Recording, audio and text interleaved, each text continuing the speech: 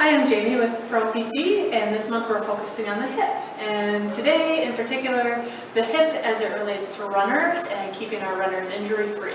Okay, so we know about three major factors that can contribute to injury for our runners. One is related to training errors, training volume, that might be changing too quickly, or anything new injected into an already stable training volume, like new hill work, new speed work, new shoes, that type of thing.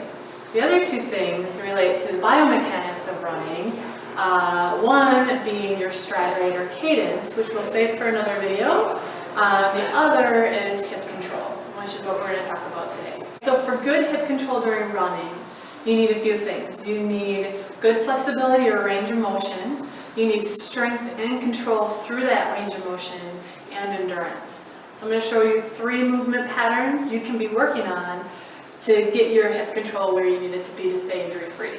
So for exercise one, we call it the couch stretch. You can do this at home using your couch. Here's the back and there's the seat. And you just put one leg back with the foot up on the back. And you want to make sure that you rotate and square up the hips. Okay? A little bit of a pelvic tilt, tuck under, and glute squeeze. You should be able to feel that stretch through here.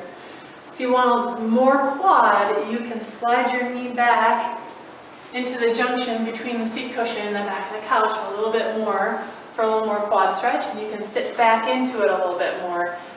Keep tucked, keep square, glute squeezed. So the couch stretch helps open up the hip flexors. Now we need to strengthen into the new range. So we're really going to focus on hip extensor strength and power in this next move.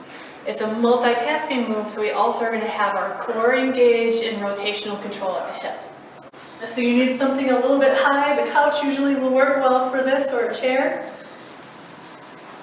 And you come up. You can have your hands down to help engage more core. A little more advanced is right here. Or even bring your hands up. If you want a little more power out of the hip, you can add a little jump.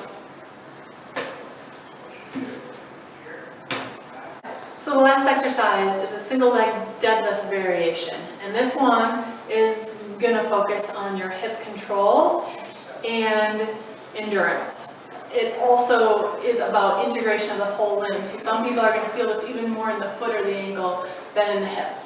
And it just looks like this. So you fold over on one foot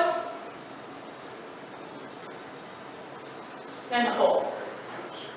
If you need a little bit of a balance assist, you can reach and fold over and hold. So you can build your balance time and endurance. You can also then progress that exercise with weight, like a kettlebell in one hand. Come down, hold, come back up. You can also progress that by adding a knee drive to it, just like you would as a runner or a sprinter. So you fold forward and drive up, and repeat that. So if one of those three doesn't feel right for you, we can modify it in many different ways. So come see us today if you're having any problems with your hips or need to stay running injury-free.